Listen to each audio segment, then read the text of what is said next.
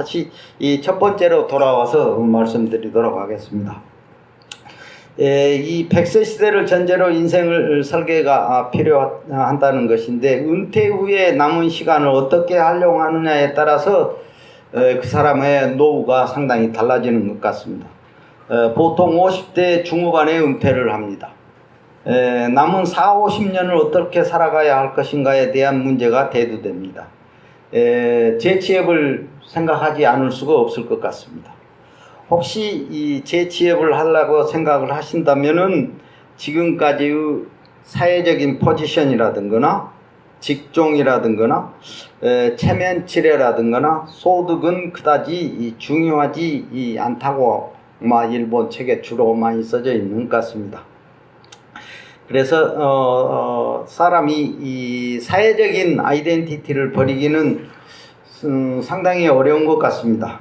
그러나 찬란한 왕년도 해체를 하고 허세 부리지 말고 과거를 리셋해야 재취업하는데 유리하다고 할까요? 좋을 것 같다는 얘기입니다. 둘째 말씀드릴 것은 욕심을 경계하고 열정 호르몬을 가지라는 것입니다.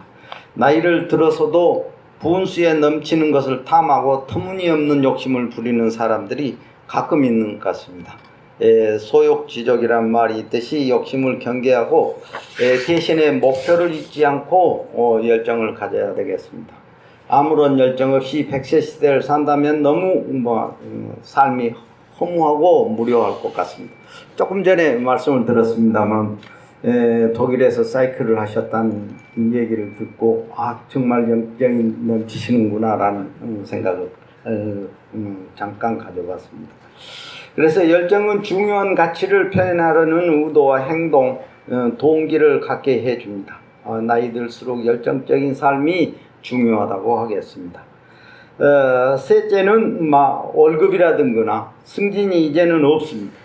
정년을 하면은 그래도 보람찬 인생을 살아야 한다는 것입니다. 직장을 은퇴하면 누구나 진급이라든가 연봉, 명예, 지위 등과 같은 자기 확장성의 상실을 경험하게 됩니다. 그러나 은퇴 후에는 이 외적 보상보다는 내적 보상에 눈을 돌려야 한다는 것입니다. 내적 보상이라는 것은 보람이라든가 즐거움이라든가 조그만 것에서 만족감, 자기 효능감 등 자기 내부에서 얻어지는 보상을 말합니다. 재능 기부 등 봉사활동에 삶의 질을 높여주고 내적 보상을 충족시킬 수 있는 좋은 방법 중 하나입니다. 그래서 저도 재능 기부를 하려고 어느 기관을 찾아갔는데 일본어를 좀 가르쳐 보려고 갔습니다만은 젊은이들 일자리를 뺏을 필요가 있겠습니까? 라고 거절당한 적이 있었습니다. 무료로 봉사해 주고 싶어도 또 쉽지 않은 여러 가지 행정적인 문제가 있는 것도 같습니다. 넷째는 자기류 삶을 살아야 한다는 것입니다. 자기류 삶이란 남은 눈치 안 보고 하고 싶은 것을 하며 사는 인생을 말합니다. 2000년대 초 일본에서 겨울연가라는 우리나라의 연속극이 굉장히 히트를 친 적이 있습니다. 그때 배용준이를 보러 중노년층 일본 여성 팬들이 한국을 굉장히 많이 찾았습니다. 가정이 있는 여자가 남편을 놔두고 한국을 방문하는 그런 팬들의 마음을 당시에는 저는 도저히 이해할 수가 없었습니다. 그리고 세계적인 야구선수 이치로 경기를 보기 위해서 미국을 가고 영국의 프리미어 리그를 보러 일본 사람들이 많이 다녔습니다. 지금도 미국이라든가 유럽이라든가 중국으로 어학연수를 떠나고 발레를 배우는 등 자기류 삶을 추구하는 액티브 시니어가 30년 전부터 상당히 많이 불어나고 있는 것 같습니다.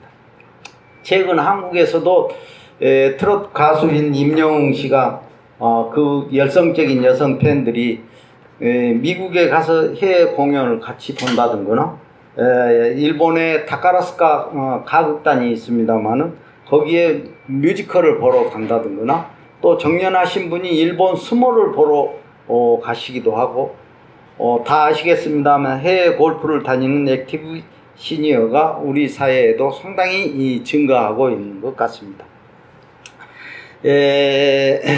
다섯째는 이 평생 연애 시대로 일본 사회가 접어들었다, 이런 말들을 주장하는 분들이 계십니다.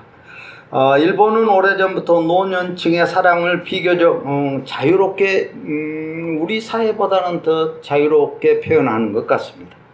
영화라든가 소설이라든가 드라마 등 항온 로맨스를 다룬 콘텐츠가 많습니다. 실버타운을 배경으로 하는 노인들에 대한 사랑 얘기라든가, 베스트셀러 만화가 있습니다만 달링은 70세라든가, 노년의 성을 다룬 책들도 굉장히 많이 있습니다.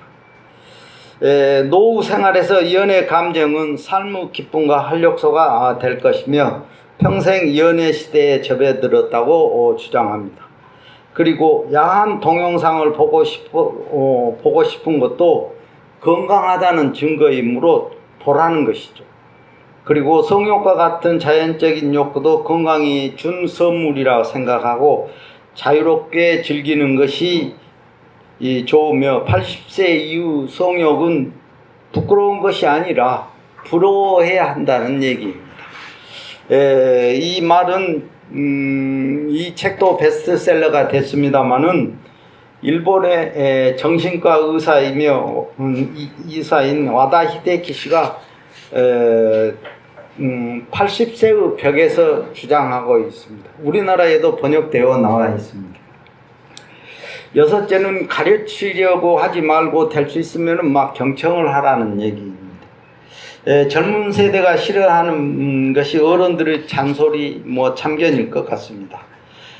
장광설을 조금 늘어놓으면 꼰대 또 시작이네라고 반응을 합니다. 나 때는 말이야, 라떼 타령은 어디서나 환영받지 못하고 있는 것 같습니다. 나무 말을 잘 들어주기는 참 어려운 것 같습니다. 다른 세대와 소통할 땐 더더욱 그렇습니다. 경청이야말로 사람의 마음을 얻는 최고의 기술이며 지혜입니다. 상대방에게 스포트라이트를 비추어 주연으로 받들어주고 자기는 어차피 않은 범위 내에서 조연 역할을 해도 충분하지 않겠는가 라는 생각입니다. 다음은 어디서 누구와 어떻게 살 것인가에 대해서 잠시 말씀드리도록 하겠습니다. 은퇴 후에 어디에서 살고 싶은가를 살펴보면은 이거 여러 가지 타입이 있는 것 같습니다. 지금 사는 곳에서 계속 살고 싶어 하는 타입도 있고, 전원으로 이주를 꿈꾸는 그런 타입도 있습니다. 한국에서 받는 연금을 가지고 동남아나 해외로 이주해서 가정부도 두고 골프도 치면서 인생을 편히 살고 싶어 하는 사람도 있습니다. 그런데 이 인간의 행동을 계시하는 데에는 두 가지 요인이 작용하고 있는 것 같습니다. 촉진 요인과 억제 요인입니다. 예를 들어 대도시에서 소도시나 농촌으로 이주는 물 맑고 공기 좋은 곳에서 유유자적할 수 있다는 요인이 시골로 내려가야지 라는 촉진 요인으로 작용합니다. 반면에 의료나 교통시설이 불편하고 문화 지체 현상을 겪고 싶지 않다는 이유가 가지 말아야 되겠다는 억제 요인으로 작용합니다. 따라서 자식들이 독립을 하면은 배우자가 아프면, 그리고 한쪽이 먼저 저 세상으로 떠나면 내가 누구와 어디서 어떻게 살아야 할 것인지 현실적인 문제를 고민하고 가족들과 얘기를 나누어야 하지 않을까 생각합니다. 한국은 과거에는 이 3세대의 동거가 일반적이었습니다. 이 그래프를 통해서 알 수 있듯이 2000년대 초까지만 해도 4인 가구가 우리나라에 가장 많았습니다. 그러던 것이 2021년이 되면은 1인 가구가 33.4%로 증가합니다. 2050년이면은 40%가 되겠다. 핵가족이 일반화된 일본에서는 다시 이 3세대 동거가 주목을 받고 있습니다. 어떻게 보면은 대가족이 부활한다고 할 수 있습니다.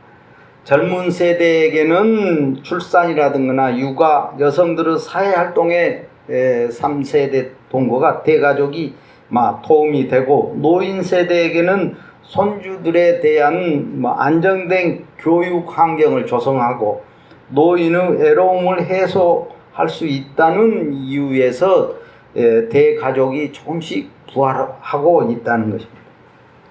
우리나라에서도 옆에 그림을 보시면 알 수 있을 것 같습니다만은 LH에서 가족 간의 정을 이어주는 3세대 동거형 주택을 확대 공급한다고는 합니다. 실제로 공급되고 있는지는 잘 모르겠습니다만은 아파트도 이런 식으로 지으면 좋지 않겠는가라는 얘기입니다. 제 경우를 말씀드리면은 저는 한 단지에서 4대가 함께 살고 있습니다. 제 집사람이 장녀여서 장모님은 3층에서 사시고 저는 1층에서 살고 아들은 다른 동 6층에서 이렇게 각각 분리된 공간에서 살고 있습니다. 그러다 보니 제 집사람이 가장 조금 힘든 상태인 것 같습니다. 아버님한테도 가야 되고 자식한테도 가야 되고 손주도 돌봐야 되고 그래서 아무튼 노후에 어디에서 어떻게 생활을 해야 될 것인가 이러한 문제도 한 번쯤 생각을 해봐야 할 것 같습니다. 다음은 대단히 충격적인 얘기입니다만은 지금까지 살펴본 바와 같이 이 고령화와 관련하여 여러 가지 문제점들이 일본이고 우리도 대두되고 있는 것 같습니다. 2021년 말에 예일대학의 일본분인 예일대학 교수이십니다만은 나리타 유스케라는 교수가 뉴욕타임스와 인터뷰를 했습니다. 거기에서 일본의 고령화 문제 해결 방안이 뭐냐라는 질문을 받았어요. 그래서 일본의 고령사회에 대한 해법은 집단으로 활복 자살하는 것이라고 대단히 충격적인 발언을 했습니다. 그래서 그뿐만이 아닙니다. 굉장히 유명한 만화가 이 고바야시 요시노리라는 분이 가장 먼저 규제를 완화해야 할 것은 안락사라고 그랬습니다.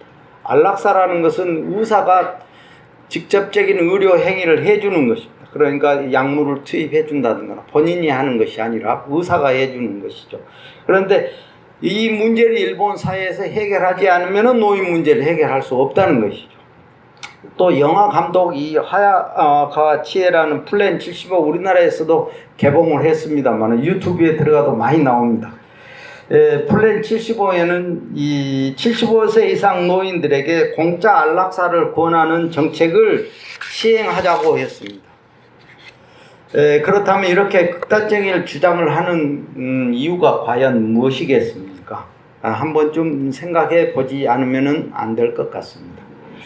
일본 젊은이들 입장에서는 다음과 같은 한 3가지 정도가 될 것 같습니다. 노인 부양 부담이 커진다는 것이죠. 그 다음에 연금이 고갈되지 않겠는가. 그 다음에 일할 사람이 없지 않겠는가라는 얘기입니다. 이 노인 부양이 부담이 커진다는 것은 2020년에 일본의 생산 가능 인구 5명이 2020년에는 노인 1명을 부양을 했습니다. 2035년 앞으로 10년이 되겠습니다만은 젊은이 2명이 1명의 노인을 부양해야 된다는 거예요. 그 다음에 2050년이 되면은 1명이 1명꼴로 노인을 부양해야 된다는 거예요. 고령자들이 젊은이들에게 의료비, 사회복지비 등을 증가시키며 국민으로서 할 역할을 못하고 결과적으로 젊은이들에게 짐만 된다는 것입니다. 둘째는 연금이 고갈된다는 것입니다. 노인들이 다 받아먹는다고 그러죠. 자기들이 나이 들 때는 이거 혹시 깡통이 되는 거 아닌가 하고 의심스러운 눈치로 들여다보고 있습니다. 이러한 불만은 결과적으로 세대 갈등으로 이어져 젊은 세대들이 공정과 정의를 부르짖고 더욱 민감해져 그 결과는 투표로 나타나고 있는 것 같습니다. 며칠 전에 일본에 수상 문제가 있었습니다마는 참정당이 2석에서 15석으로 불었습니다. 초보수죠. 일본 퍼스트라는 슬로건을 내걸고 있습니다. 이민도 필요 없고 해외 노동자도 필요 없고 일본 사람들이 일본 사람 일자리를 가지고 가야 되겠다는 그런 선거 결과로 조금씩은 이어지지 않겠는가라는 것을 주장하는 학식 경험자들이 많은 것 같습니다. 셋째는 일할 사람이 없다는 것입니다. 2023년 일본의 통계를 보면 여러 가지 이 통계가 확실하지는 않습니다만은 47.4세라고 그럽니다. 평균 연령이. 그래서 그 젊은 근로자의 감소로 인해서 기업이 점점 도산하고 있습니다. 지역에 내려가 보면 상당히 현실적인 대안으로 이민 활성화가 논의가 불가피해진 것 같습니다. 그래서 일본에서는 2019년에 이민청이라는 것을 신설을 했습니다. 우리도 이민 문제를 선제적으로 대응해야 할 필요가 있지 않을까라고 생각을 합니다. 다음으로는 이 굿라이프에 대해서 한 5가지 정도 말씀드리겠습니다. 첫째, 굿라이프를 위해서는 예술에 대한 열린 마음을 가져라. 행복해지려면은 예술을 조금 알아야 된다는 그런 얘기로도 통하는 것 같습니다. 2022년 전 세계에서 이제 실시되는 조사가 있습니다. 그 행복 보고서에 의하면은 146개국을 조사를 했습니다. 핀란드가 1등이고 행복한 나라고, 그 다음 덴마크, 아이슬란드라는 순서입니다. 한국은 지금 세계 경제 규모 10위 전후로 상당히 부유해지고 먹고 살만해졌습니다. 그런데도 행복 지수를 보면은 59위에 밖에 안 된다고 합니다. 그렇다면 어떻게 해야 행복한 삶이라고 할 수 있을 것인가에 대한 문제가 대두되는데, 이 문제에는 개인적인 차도 많고 가치관의 차이도 있기 때문에 정말 쉽게 얘기하기는 힘들겠습니다만, 행복하려면 먼저 어느 정도 소득이 있어야 된다는 얘기죠. 또 돈도 있고 명예도 있고 학벌도 굉장히 중요한 것 같습니다. 그런데 그러한 것도 중요하지만은 사회적인 나이를 먹을수록 사회적인 관계가 중요하다고 합니다. 물론 긍정적인 성격도 중요하겠죠. 그런데 이 의외인 것이 이 서울대학교 행복연구센터라는 연구기관이 있습니다.